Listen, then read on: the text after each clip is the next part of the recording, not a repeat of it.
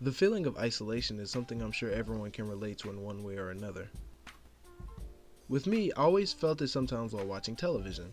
A certain show or a certain channel could have just had a quiet vibe to it that surrounds the room whenever it was on.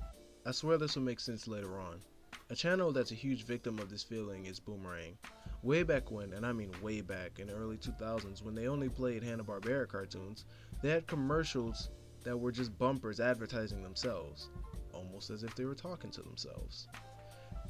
They didn't play loud and obnoxious music to show that they're hip and cool, unless you're counting those lit music videos. But even those were still pretty chill to an extent.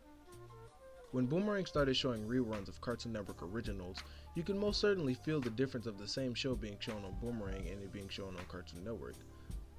Late at night, while Cartoon Network was showing Adult Swim, Boomerang played its late night block, Boomer Action, a huge shift from Tom and Jerry and Looney Tunes. Boomer Action played reruns of Samurai Jack, SWAT Kats, Johnny Quest. Those shows are perfectly fine, but in an environment of peace, they feel a bit off. The bumpers on Boomer Action do not help at all either.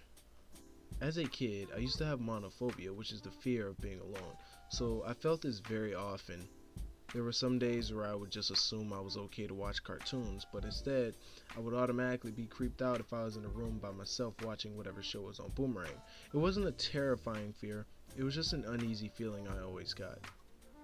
I can say though, that same feeling of isolation I got as a kid was actually inspiring, because I grew up loving the same quiet and uneasy feeling and based a lot of my art and creations around that fear.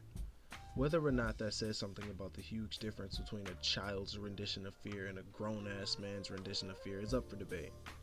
For God's sakes, the Raisin Bran son used to also freak the hell out of me, so what do I know? I'm just an alien.